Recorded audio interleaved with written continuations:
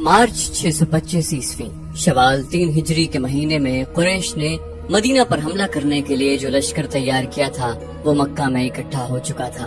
اس کی کل تعداد 3000 تھی۔ اس میں 700 افراد نے زرہ پہن رکھی تھی، گھڑ سوار 200 کے لگ بھگ تھے، اور رسد اور سامان جنگ 3000 اونٹوں پر لدا ہوا تھا۔ یہ لشکر کوچ کے لیے تیار تھا۔ خالد کو ایک روز پہلے کی بات کی طرح یاد تھا کہ اس لشکر کو دیکھ کر وہ کس قدر خوش ہوا تھا۔ انتقام کی آگ بجھانے کا وقت آ گیا تھا۔ اس لشکر کا سالار اعلیٰ ابو سفیان تھا اور خالد اس لشکر کے ایک حصے کا کمانڈر تھا۔ اس کی بہن بھی اس لشکر کے ساتھ جا رہی تھی۔ اس کے علاوہ 14 عورتیں اس لشکر کے ساتھ جانے کے لیے تیار تھیں۔ ان میں ابو سفیان کی بیوی ہند بھی تھی، عمر بن العاص کی اور ابو جہل کے بیٹے اکرمہ کی بیویاں بھی شامل تھیں۔ باقی سب گانے بجانے والیاں تھیں۔ سب کی آواز میں سوز تھا اور ان کے ساز دف اور ڈھولک تھے۔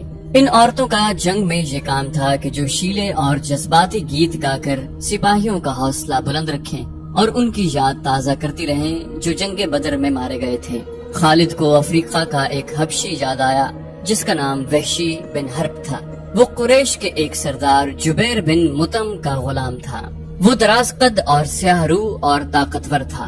اس نے برچھی مارنے کے فن میں شہرت حاصل کی تھی۔ اس کے پاس افریقہ کی بنی ہوئی برچھی تھی۔ اس کا افریقی نام کچھ اور تھا۔ اسے عربی نام جبیر نے اس کے جنگی کمالات دیکھ کر دیا تھا۔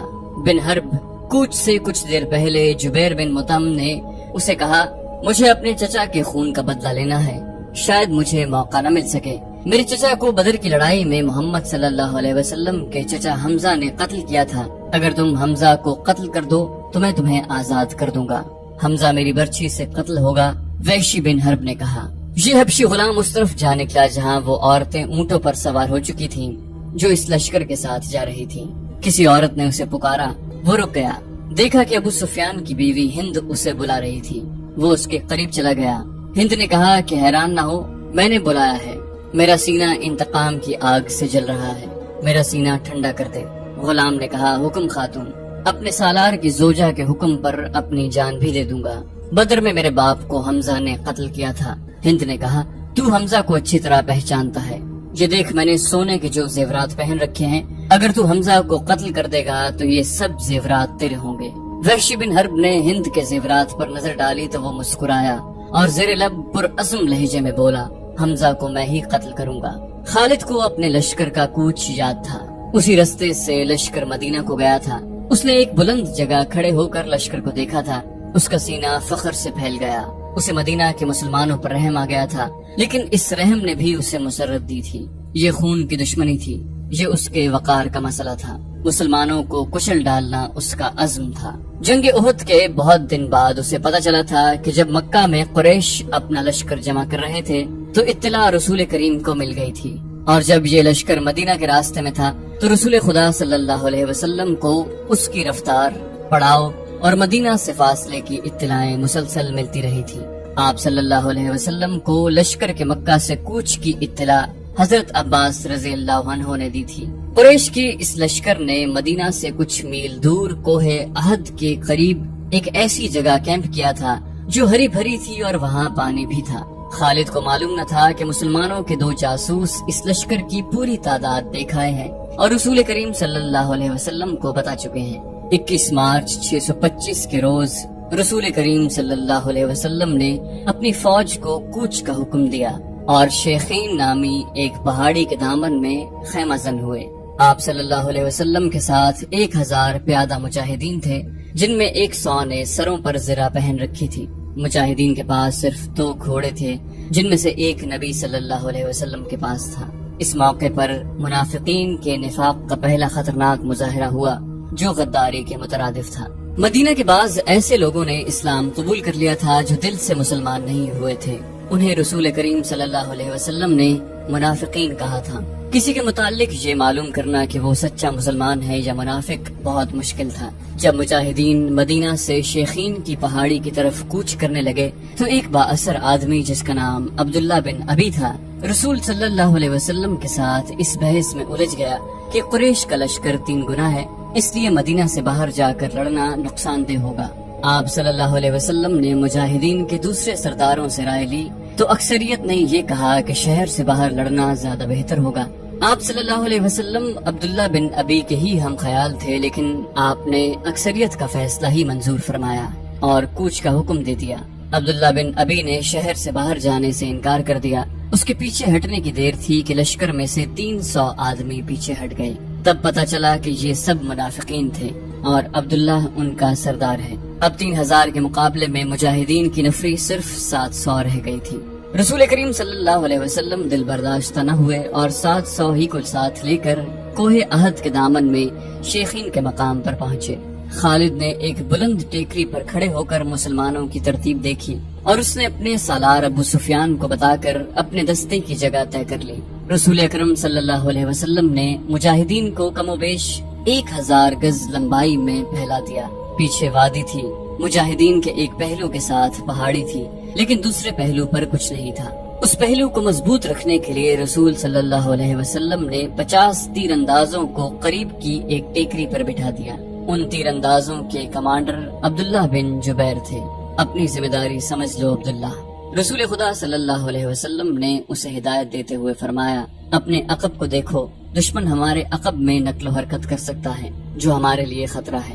دشمن کے پاس گھڑ سوار زیادہ ہیں، وہ ہمارے پہلو پر گھڑ سواروں سے حملہ کر سکتا ہے۔ اپنے تیر اندازوں کو گھڑ سواروں پر مرکوز رکھو، پیادوں کا مجھے کوئی ڈر نہیں۔ تقریباً تمام مستند مورخین، جن میں ابن حشام اور واقدی خاص طور پر قابل ذکر ہیں، لکھتے ہیں کہ رسول کریم صلی اللہ علیہ وسلم نے عبداللہ بن جبیر رضی اللہ عنہ کو واضح الفاظ میں کہا تھا، ہمارا عقب صرف تمہاری بیداری اور مستعدی سے محفوظ رہے گا، تمہاری ذرا سی کوتاہی بھی ہمیں بڑی ذلت آمیز شکست دے سکتی ہے۔ یاد رکھو عبداللہ، اگر تم دشمن کو بھاگتے ہوئے اور ہمیں فتح یاب ہوتے ہوئے دیکھ لو تو بھی اس جگہ سے نہ ہلنا۔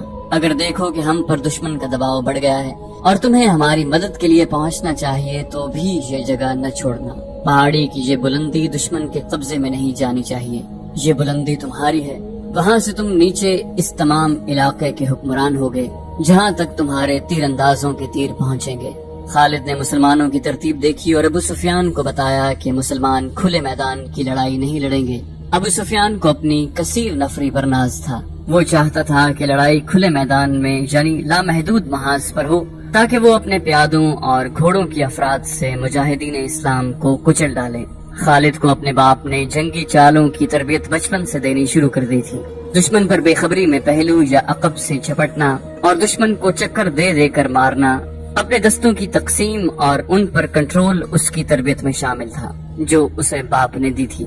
اس نے تجربہ کار سرداروں کی نگاہوں سے مجاہدین کی تربیت دیکھی تو اس نے محسوس کیا کہ مسلمان فن حرب و ضرب کے کمالات دکھا سکتے ہیں۔ ابو سفیان اپنی فوج کو مسلمانوں کے بالمقابل لے گیا۔ اس نے گھڑ سواروں کو مسلمانوں کے پہلوؤں پر حملہ کرنے کے لیے بھیجا۔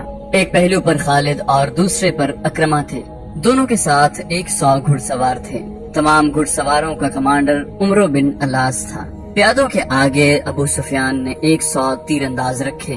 قریش کا پرچم طلحہ بن ابو طلحہ نے اٹھا رکھا تھا۔ اس زمانے کی جنگوں میں پرچم کو دل جیسی اہمیت حاصل تھی۔ پرچم کے گرنے سے فوج کا حوصلہ ٹوٹ جاتا اور بھگدڑ مچ جاتی۔ قریش نے جنگ کی ابتدا اس طرح کی کہ ان کی صفوں سے ایک شخص ابو عامر فاسق آگے ہو کر مجاہدین کے قریب چلا گیا۔ اس کے پیچھے قریش کے غلاموں کی کچھ تعداد بھی تھی۔ ابو عامر مدینہ کا رہنے والا تھا، وہ قبیلہ اوس کا سردار تھا۔ جب رسول کریم صلی اللہ علیہ وآلہ وسلم مکہ سے ہجرت کر کے مدینہ گئے تھے تو ابو عامر نے قسم کھائی تھی کہ وہ آپ صلی اللہ علیہ وسلم کو اور تمام مسلمانوں کو مدینہ سے نکال کر دم لے گا۔ اس پر ایک بڑی ہی حسین یہودن کا اور یہودیوں کے مال و دولت کا طلسم طاری تھا۔ یہودیوں کی اسلام دشمن کارروائیاں زمین دوز ہوتی تھیں۔ بظاہر انہوں نے مسلمانوں کے ساتھ دوستی اور فرما برداری کا معاہدہ کر رکھا تھا۔ ابو عامر انہی کے ہاتھ میں کٹ پتلی بنا ہوا تھا، لیکن ان یہودیوں نے اسے قریش کا دوست بنا رکھا تھا۔ اب مجاہدین قریش کے خلاف لڑنے کے لیے مدینہ سے نکلے تو ابو عامر قریش کے پاس چلا گیا۔ اس کے قبیلہ اوس کے بہت سے آدمی رسول کریم صلی اللہ علیہ وسلم کے دست مبارک پر اسلام قبول کر چکے تھے اور وہ قریش کے مقابلے میں سفارا تھے۔ ابو عامر آگے چلا گیا اور مجاہدین سے بلند آواز سے مخاطب ہوا۔ رسول کریم صلی اللہ علیہ وسلم نے اسے فاسق کا خطاب دیا تھا۔ قبیلہ اوس کے غیرت مند بہادروں، ابو عامر فاسق نے کہا، تم مجھے یقیناً پہچانتے ہو، میں کون ہوں؟ میری بات غور سے سن لو۔ وہ اپنی للکار پوری نہ کر پایا کہ مجاہدین اسلام کی صف سے قبیلہ اوس کے ایک مجاہد کی آواز گرجی، او فاسق بدکار، ہم تیرے نام پر تھوک چکے ہیں۔ خالد کو وہ وقت یاد آ رہا تھا۔ مجاہدین اسلام کی صف سے ابو عامر اور اس کے ساتھ گئے ہوئے غلاموں پر پتھروں کی بوچھاڑ شروع ہو گئی۔ مورخ لکھتے ہیں کہ پتھر برسانے والے قبیلہ اوس کے مجاہدین تھے۔ ابو عامر اور غلام جو مجاہدین کے پتھروں کی زد میں تھے، ایک ایک دو پتھر کھا کر پیچھے بھاگ آئے۔ یہودی مدینہ میں بیٹھے لڑائی کی خبروں کا انتظار کر رہے تھے۔ جس یہودن کے طلسم میں ابو عامر گرفتار تھا، وہ اپنی کامیابی کی خبر سننے کے لیے بےتاب تھی۔ اسے ابھی معلوم نہ تھا کہ اس کے حسن و جوانی کے طلسم کو مسلمانوں نے سنگسار کر دیا ہے۔ ابو عامر فاسق کے اس واقعے سے پہلے وہ عورتیں جو قریش کے لشکر کے ساتھ گئی تھیں، لشکر کے درمیان کھڑی ہو کر سریلی آوازوں میں ایسے گیت گا رہی تھیں جن میں بدر میں مارے جانے والے قریش کا ذکر ایسے الفاظ میں، ایسی طرز میں کیا گیا تھا کہ سننے والوں کا خون کھولتا اور رونگٹے کھڑے ہو جاتے۔ ان عورتوں میں سے ایک دو نے جوشیلی تقریر کی صورت میں بھی قریش کا خون گرمایا۔ عورتوں کو پیچھے چلے جانے کا حکم ملا تو ابو سفیان کی بیوی ہند نے ایک گھوڑے پر سوار ہو کر ایک گیت گانا شروع کر دیا۔ اس کی آواز بلند تھی اور اس میں سوز بھی تھا۔ تاریخ لکھنے والوں نے اس گیت کے پورے اشعار قلم بند نہیں کیے۔ انہوں نے لکھا ہے کہ یہ گیت فحش تھا جس میں مرد و عورت کے درپردہ تعلقات کا ذکر تھا۔ اشعار جو تاریخ میں آئے ہیں وہ اس طرح ہیں، ان میں جس عبدالدار کا نام آتا ہے یہ بنو عبدالدار ہے۔ بنو امیہ اسی کی ایک شاخ تھی۔ بنو عبدالدار قریش کا بہت اونچا خاندان تھا۔ عبدالدار کے سپوتوں، ہمارے گھرانوں کے پاسبانوں، ہم رات کی بیٹیاں ہیں، ہم تکیوں کے درمیان حرکت کیا کرتے ہیں، اس حرکت میں لطف اور لذت ہوتی ہے۔ تم دشمن پر چڑھ دوڑے تو ہم تمہیں اپنے سینوں سے لگا لیں گے، تم بھاگ آئے تو ہم تمہارے قریب نہیں آئیں گے۔ اس کے بعد ابو عامر فاسق پر مجاہدین اسلام کی طرف سے سنگباری ہوئی اور اس کے فوراً بعد قریش نے مجاہدین پر تیر پھینکنے شروع کر دیے۔ مجاہدین نے اس کے جواب میں تیر برسائے۔ خالد اپنے پہلو والے مسلمانوں کے پہلو پر حملہ کرنے کے لیے اپنے 100 سواروں کے ساتھ تیزی سے بڑھا۔ اسے معلوم نہ تھا کہ بلندی پر تیر انداز چھپے بیٹھے ہیں۔ اس کے سوار بے دھڑک چلے آ رہے تھے۔ راستہ ذرا تنگ تھا، سواروں کو آگے پیچھے ہونا پڑا۔ خالد سوچ سمجھ کر اپنے سوار دستے کو اس پہلو پر لایا تھا۔ اپنے باپ کی تربیت کے مطابق اسے بڑی خود اعتمادی سے توقع تھی کہ وہ ہلہ بول کر مسلمانوں کو اس پوزیشن میں لے آئے گا کہ وہ پسپا ہو جائیں گے، اور اگر جم کر نہ لڑے تو قریش کے گھوڑوں تلے کچلے جائیں گے۔ مگر مسلمانوں کے پہلو سے اس کے سوار ابھی دور ہی تھے کہ اوپر سے تیر اندازوں نے اس کے اگلے سواروں کو نہ آگے جانے کے قابل چھوڑا نہ وہ پیچھے ہٹنے کے قابل رہے۔ ایک ایک سوار کئی تیر کھا کر گرا، اور جن گھوڑوں کو تیر لگے انہوں نے خالد کے سوار دستے کے لیے قیامت برپا کر دی۔ پیچھے والے سواروں نے گھوڑے موڑے اور پسپا ہو گئے۔ ادھر قریش کی عورتوں نے دف اور ڈھولک کی تھاپ پر وہی گیت گانا شروع کر دیا جو ہند نے اکیلے گایا تھا۔ مورخ واقعی لکھتا ہے کہ عربی جنگجوؤں کے اس وقت رواج کے مطابق ایک ایک جنگجو کے لڑنے کا مرحلہ آیا۔ سب سے پہلے قریش کے پرچم بردار طلحہ بن ابو طلحہ نے آگے جا کر مجاہدین اسلام کو للکارا کہ اس کے مقابلے کے لیے کسی کو آگے بھیجو۔ عامر دین کے دشمن حضرت علی رضی اللہ عنہ نے تند ہوا کے جھونکے کی طرح آگے آ کر کہا، میں آتا ہوں تیرے مقابلے کے لیے۔ طلحہ اپنے قبیلے کا پرچم تھامے تلوار لہراتے ہوئے بفرا ہوا آیا، مگر اس کا وار ہوا کو چیرتا ہوا گزر گیا۔ وہ ابھی سنبھل ہی رہا تھا کہ حضرت علی کی تلوار نے اسے ایسا گہرا زخم لگایا کہ پہلے اس کا پرچم گرا، پھر وہ خود گرا۔ قریش کا ایک آدمی دوڑا آیا اور پرچم اٹھا کر لے گیا۔ حضرت علی اسے بھی گرا سکتے تھے، مگر انفرادی مقابلوں میں یہ روا نہ تھا۔ طلحہ کو اٹھا کر پیچھے لے آئے۔ اس کے خاندان کا ایک اور آدمی آگے بڑھا۔ میں انتقام لینے کا پابند ہوں، وہ للکار کر آگے گیا، آ میری تلوار کی کاٹ دیکھ۔ حضرت علی رضی اللہ عنہ خاموشی سے اس کے مقابلے پر آ گئے۔ دونوں نے ایک دوسرے کی آنکھوں میں آنکھیں ڈالے، ایک چکر کاٹا، پھر ان کی تلواریں اور ڈھالیں ٹکرائیں، اور اس کے بعد سب نے دیکھا کہ حضرت علی کی تلوار سے خون ٹپک رہا ہے اور ان کا مد مقابل زمین پر پڑا تڑپ رہا تھا۔ پھر قریش کے متعدد آدمی باری باری للکارتے ہوئے آگے بڑھے، مجاہدین کے مقابلے میں مرتے گئے۔ قریش کا سالار اعلیٰ ابو سفیان اپنے آدمیوں کو گرتا دیکھ کر غصے سے بے قابو ہو گیا۔ جنگی دستور کے مطابق اسے انفرادی مقابلے کے لیے نہیں اترنا چاہیے تھا، کیونکہ وہ سالار تھا۔ اس کے مارے جانے سے اس کی فوج میں ابتری پھیل سکتی تھی، لیکن وہ اپنے آپ پر قابو نہ رکھ سکا اور وہ گھوڑے پر سوار تھا۔ اس نے گھوڑے کو ایڑ لگائی اور للکارتا ہوا آگے چلا گیا۔ اس کی بیوی ہند نے اسے جاتے دیکھا تو اپنے اونٹ پر سوار ہو کر آگے چلی گئی اور بڑی بلند آواز سے وہی گیت گانے لگی۔ ابو سفیان گھوڑے پر سوار تھا، لیکن اس کے مقابلے کے لیے جو مسلمان آگے آیا وہ پیادہ تھا۔ تاریخ اسے حنظلہ بن ابو عامر رضی اللہ عنہ کے نام سے یاد کرتی ہے۔ ابو سفیان کے ہاتھ میں لمبی برچھی تھی۔ کسی کو بھی توقع نہ تھی کہ تلوار والا پیادہ برچھی والے گھڑ سوار سے زندہ بچ جائے گا۔ ابو سفیان کا گھوڑا حنظلہ رضی اللہ عنہ پر سرپٹ دوڑا آیا۔ ابو سفیان نے برچھی تول کر پھر تاک کر ماری، لیکن حنظلہ رضی اللہ عنہ پھرتی سے ایک طرف ہو گئے۔ اس طرح 3 مرتبہ ہوا۔ تیسری مرتبہ ابو سفیان کا گھوڑا نکل گیا تو حنظلہ اس کے پیچھے دوڑ پڑے۔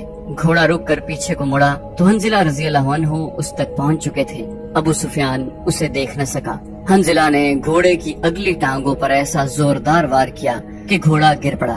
ابو سفیان دوسری طرف گرا۔ حنظلہ رضی اللہ عنہ اس پر حملہ کرنے کو آگے بڑھے تو ابو سفیان گرے ہوئے گھوڑے کے ارد گرد دوڑ کر اپنے آپ کو بچانے لگا، اور اس کے ساتھ ہی اس نے قریش کو مدد کے لیے پکارا۔ قریش کا ایک پیادہ دوڑا آیا۔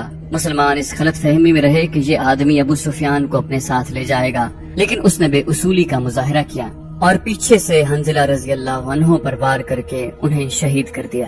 ابو سفیان اپنی صفوں میں بھاگ گیا۔